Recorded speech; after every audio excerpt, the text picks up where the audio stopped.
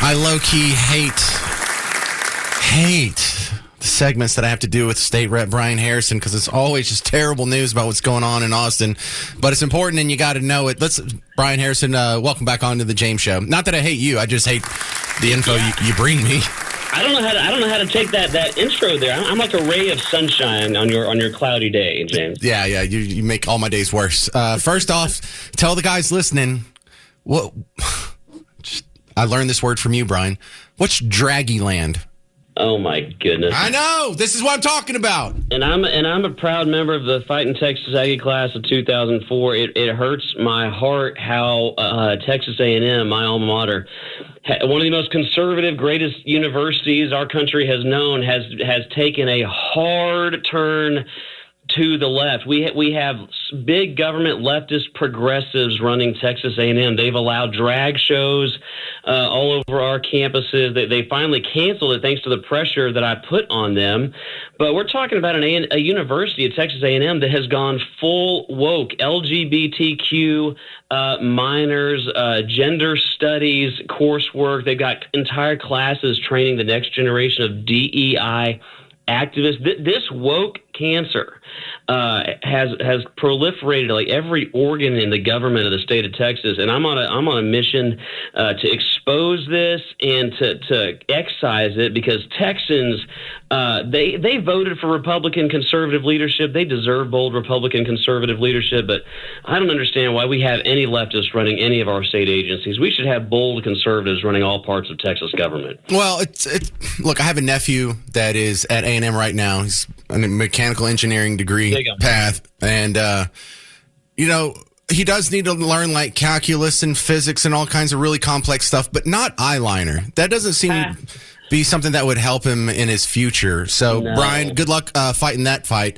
The next fight, though, I want to bring up is you have been working hard. Luckily, you're going to get another long weekend, right, Brian? Well, I, the person, won't, but the Texas House sure is. They just did it again today. Totally unconstitutional. I think this is our 7th or 8th long vacation weekend in 7 or 8 weeks.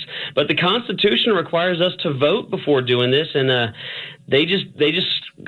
skirting the Constitution. And the reason is they've got to run out the clock so they can kill conservative priority legislation like eliminating property taxes. I want to eliminate property taxes. I bet everybody listening wants to eliminate property taxes, but the leadership of the Texas House does not, and so they're running the clock out so that they can help the Democrats stop Republican priorities, and I'm not going to be quiet about it anymore. How bad is the fight for school choice going? Well, my guess is we will make some kind of progress on that, but here's the deal. Schools are for education, not indoctrination. And while we've got some great public schools, we got a sad reality that only 24% of Texas 8th graders are proficient in reading, only 24% in mathematics. And that's just not good enough. We've got to let competition get involved in education. And maybe more important, we've got to put parents in charge of where their kids go to school. So as far as I'm concerned, I want universal school choice. And by that, what I mean is I want every parent to have the opportunity to pick where their kids go to school. And so we're going to probably pass some kind of education savings account program, but I want it to be universal. And unfortunately, the bills that are being debated down here right now, even if they passed, they would probably only give between 1 and 1.5% of all Texas students school choice. We need to get that number way up because every child deserves a quality education. So every parent needs to have education freedom. Well, that's trash. Is there a bill in there that would get something closer than 1 or 2% of the kids? Yeah, I've got legislation we're working on right now. I've got amendments I'm working on for those bills because there's just no reason we should be spending. I mean, the total amount they're talking about for this program is only about $1 billion out of our massive $330 billion budget. And for comparison, the liberal Austin Uniparty, they want to give $500 million to liberal Hollywood. That's in the budget, both in the House and the Senate. I mean, that is an Oh, you're talking about the movie credits? I hate that idea. Yeah. I was living in Louisiana when they did that, and you don't ever get all your money back. Of course, you get a lot of great productions that are going to come down there because you're paying through the nose for them. They're paying for like 2/3 of the cost of people to make. They're like, Did everyone notice that they just started making Louisiana shows for a 10-year stretch there with like swamp people and like Cajun cops shows and NCIS, New Orleans? Oh, what a coincidence. Tremaine. They all just did it on the backs of the taxpayers. And I don't want to repeat that mistake here in Texas. No, and I mean, if you're listening right now, I know you can't answer through the radio, but would you rather us lower your property taxes by $500 million or give it to liberal Hollywood so they can set up shop in Texas? I mean, this is insane. And quite frankly, the notion that we would pay Hollywood to come here is offensive as a proud Texan. I mean, I think Texas is the best state in the union. Hell, they should be paying us for the privilege, okay? We shouldn't be taking tax money and begging them to come film here. They should film here because we're great. Well, we already have pretty low taxes, so if that's not good enough for him, State Rep Brian Harrison, he's a Republican from the Midlothian area, and he's been keeping us updated on how terrible the Texas legislative session has been going thus far. And not just to complain about what other people have done, let's talk about one of your bills. You have some reforms that would accommodate artificial intelligence in Texas. Tell me about that, Brian. Well, yeah, I'm somebody, I want Texas to lead in just about everything. I mean, most of all, freedom and liberty. And as we've discussed many times, we're in far too many ways, we're just coasting on that. We need to be a leader again. But in one of those areas is technology, because if Texas isn't going to lead, then America's not going to lead. And that means some of our adversaries like China might. So I want Texas to lead the way in technological innovation that includes AI. I don't want us to surrender to government overreach or fear-driven regulations that kill innovation. And so yesterday I announced what I call the Texas AI Freedom Act, which is the boldest pro-innovation AI bill in America. It cuts red tape, it removes DEI nonsense, and it unleashes the power of the free market. And here's the thing. I released this, and not just because I believe in it, but also because House leadership, we have a Republican-dominated House, but Democrats actually control it, as we've discussed. And so the leadership team in the Texas House, they've got their own AI bill, but it's just more big government, liberal, hyper-regulatory, DEI-filled nonsense that's going to stifle innovation in the state of Texas. And I want Texas to be number one in just about everything. So that's why I introduced the Texas AI Freedom Act to unleash the power of the markets in technological innovation in the Lone Star State. So what does your bill do? So it creates it's one of the things we call like regulatory sandboxes. So we let people with new and innovative technology get out there and kind of test and experiment it without the heavy hand of government and the full regulatory burden coming on them right away. Because that's what we see happen just time after time in Texas. Entrepreneurs, innovators, they've got a technology, but they don't have the full resources to comply with the heavy hand of government in taxes and regulations. And so they just give up. And as a result, we don't innovate. Our economy doesn't grow. So we create these regulatory sandboxes for AI innovators and say, you know what, go out there, let's keep an eye on it, let's test your product, but let you be free of the crushing regulations. Let's see if we can help you get off the ground. There's sort of like government coming alongside you and helping you, as opposed to trying to put you out of business before you even get started. And as opposed to the other bill that House leadership pushed in, which is just more regulations, we have government do like a light touch. It's just sort of an advisory approach, as opposed to the heavy hand of government coming in and just shutting folks down. All right. Tell the person listening about some guy they've never heard of before, but they've been paying his salary.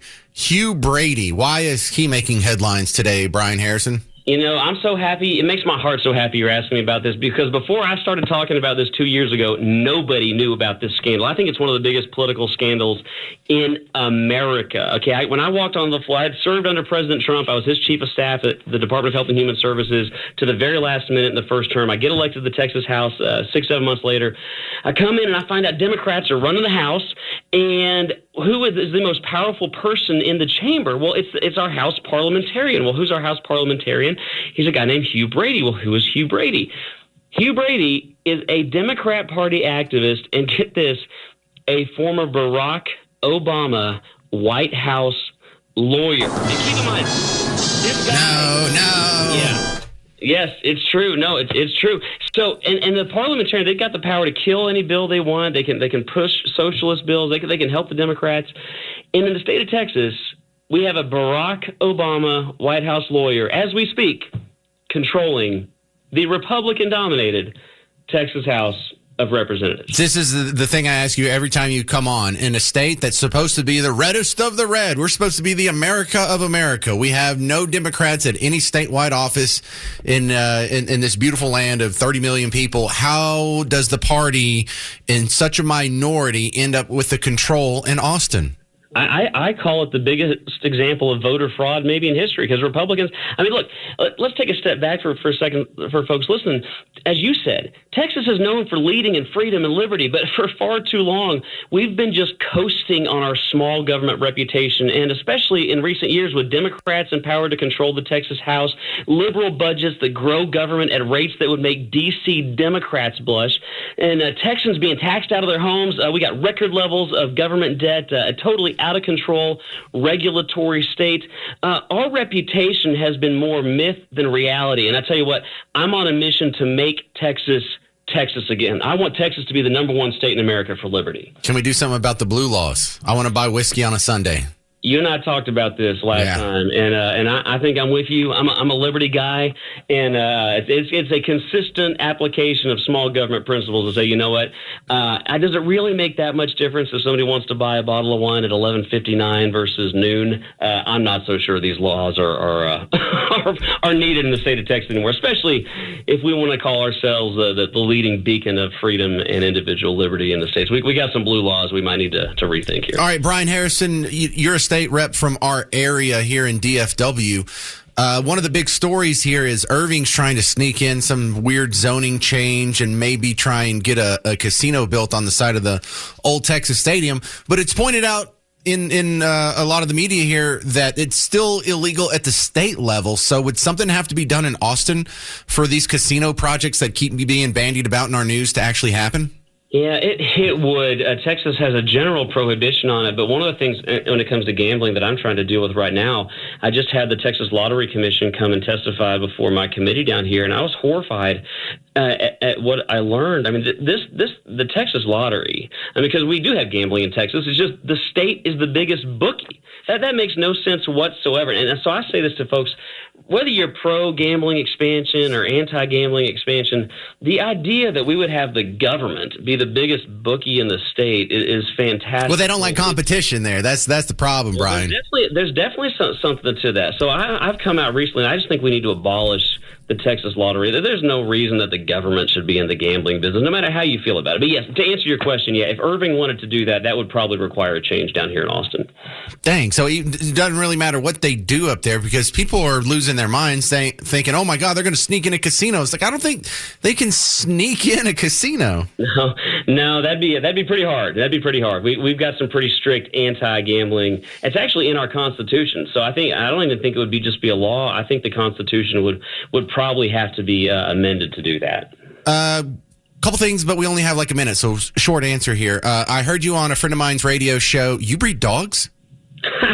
I did, and I know who you're talking about. Yes, my wife fell in love with a breed of dogs maybe 10, 15 years ago now, and so as a hobby, we did breed them on the side for a few years, and it was actually a real blessing because that little business allowed me to spend some time home with my wife when she was diagnosed with cancer and had her second kid. So it was something we really enjoyed doing. We got to improve the lives of people across Texas, and quite frankly, all over the world would come to us for dogs, and they needed sort of support dogs or just dogs that improve the life of their kids and their family, and it was a real joy for us for a few years. All right, State Rep Brian Harrison, we got to run, but tell your social media person if they want a copy of this video to share it on your social media feed, they can grab that instead of the still picture they've been using, because you get a lot of good traction on some of your posts, on your interviews. They skyrocket. No, Texans are starving for the truth. So at Brian E. Harrison, we'll get your video out there, James. Remember the measles outbreak last week? It was kind of a big deal, and then they just stopped reporting on it. Well, did it fix itself? Did it go away? Or there's still people sick? We're just bored of hearing about it? Let's ask Dr. Benjamin Newman, Texas A&M's chief virologist. Welcome back to the James Show, Dr. Benjamin. So tell me, what is the status of the measles outbreak in Texas? Is it still a thing? Yeah, hi. Hey. So the thing that you have seen is right. So what you're noticing is that about 2 days a week, we seem to be all about measles, and the other days of a week, it's like, what's measles? Dallas DSHS, the Health Services Department of Texas, only put out their updates on Tuesdays and Fridays. So we know where we were last Friday. We know roughly the rate. So there's at least 159 people, and it will have been climbing up over the weekend. So we will see, but I would estimate somewhere around 170, 180, probably on Tuesday when it comes up. Now, is this cumulative, like including people who have already been cured and are past it, or is this how many people have it right now? That's the total, but from some papers that have been coming out, it looks as though even if you get over your symptoms, and the current guidance is like 4 days after your spots appear, you should be okay. But the virus seems to be in people for something like a month, maybe a little more than that after. And if it's in there, there is a chance that it could come out. So are you still contagious even after your spots go away? Like less contagious, definitely. But it's hard to say you're not completely zero. Yeah, it's just getting closer to zero. I think I remember seeing the fellow around here in Rockwall County that got it from visiting someplace overseas. He seems to be out of the hospital and back to normal. So is there any of it in our area in North Texas? It seems to have got at least a little bit into all the major metropolitan centers. That's what we're hearing. And so once it's there, people from, the big cities go out to everywhere. And so I wouldn't say there's anywhere where it definitely isn't right now, but we definitely don't have all the numbers.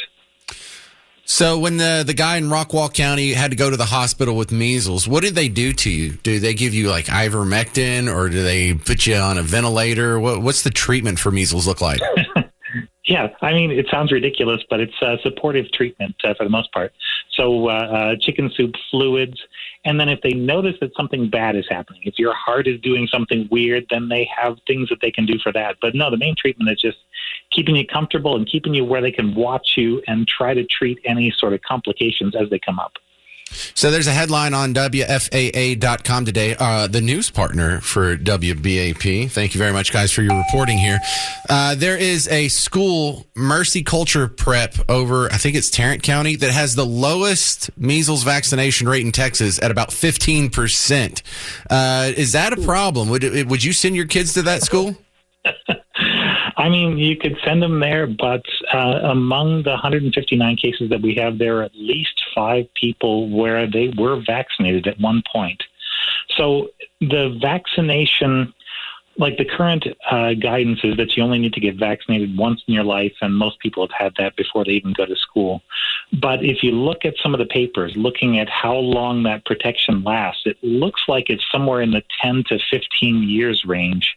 And by that point, you would really want another dose. It's really just the herd immunity keeping people older than that safe. Well, I haven't gotten a vaccine in the last few years, that's for sure. Do I need to be worried? Same. Right. Do we need to be worried, though?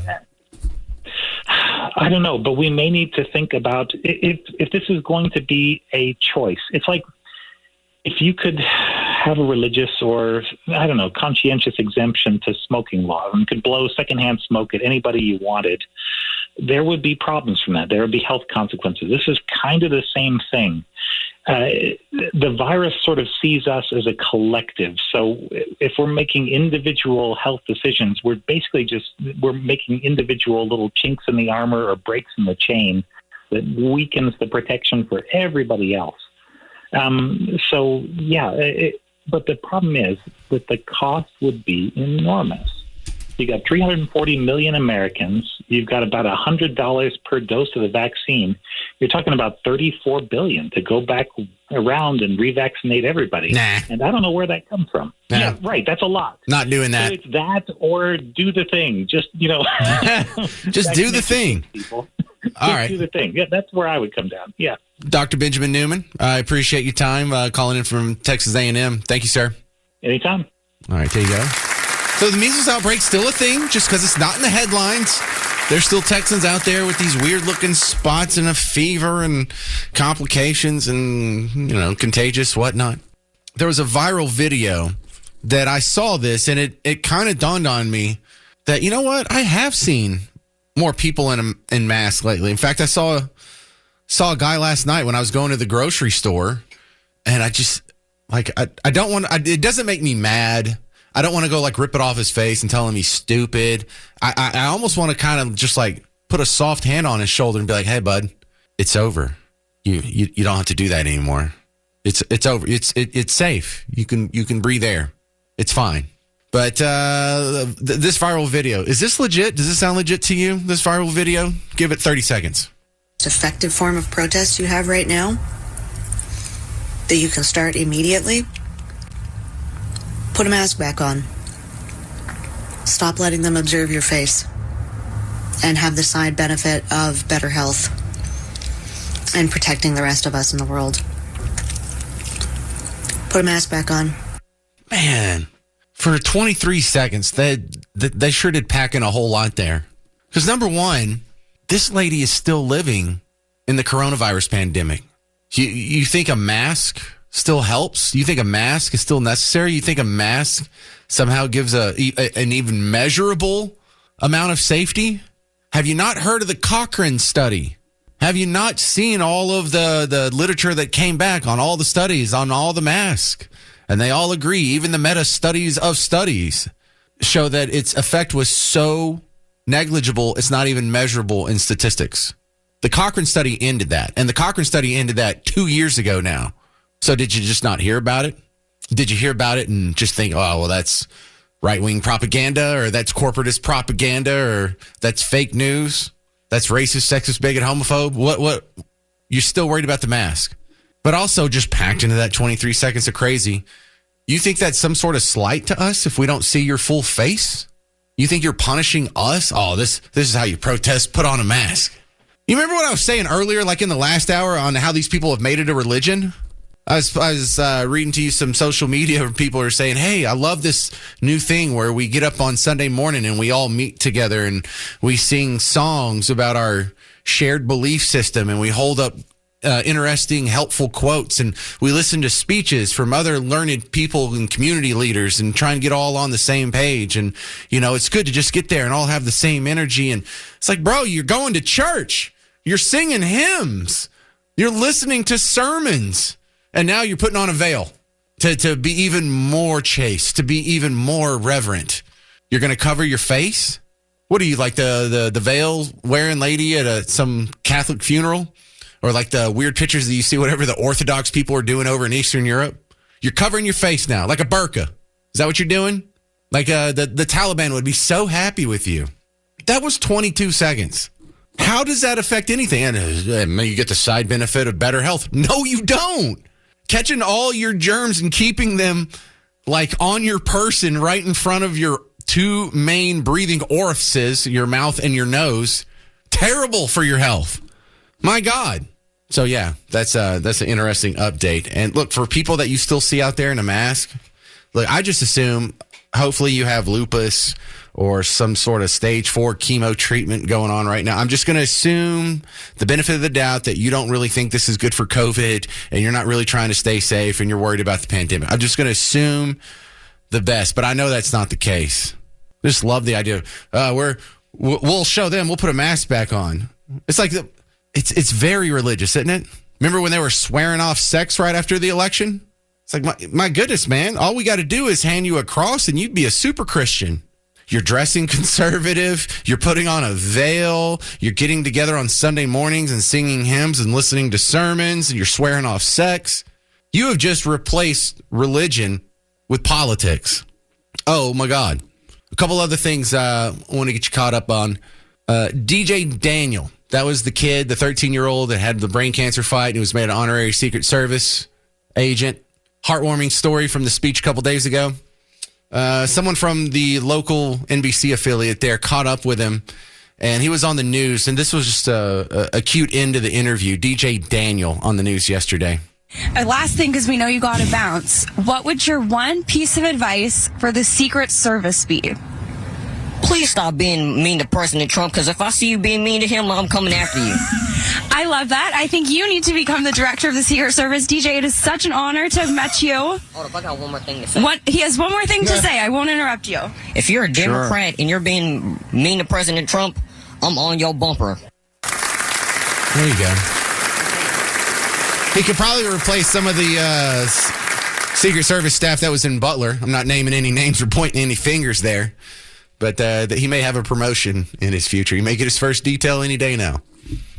All right, coming up next, Hunter Biden drops his lawsuit claiming he's broke. You'll find out if this is a legit move from the official James Show legal nerd, Jeremy Rosenthal. Also, Warren Zeter's The Relapse Tour is coming to the Pavilion at Toyota Music Factory April 11th with special guest Tyler Braden. Tickets on sale now at livenation.com, or you can text TOUR to 800-288-9227. If you want to go see The Relapse Tour with Warren Zeter's, text TOUR, TOUR, to 800-288-9227. Jeremy Rosenthal coming up next from TexasDefenseFirm.com. I'm James Parker. It's News Talk 820 WBAP, now on FM at 93.3.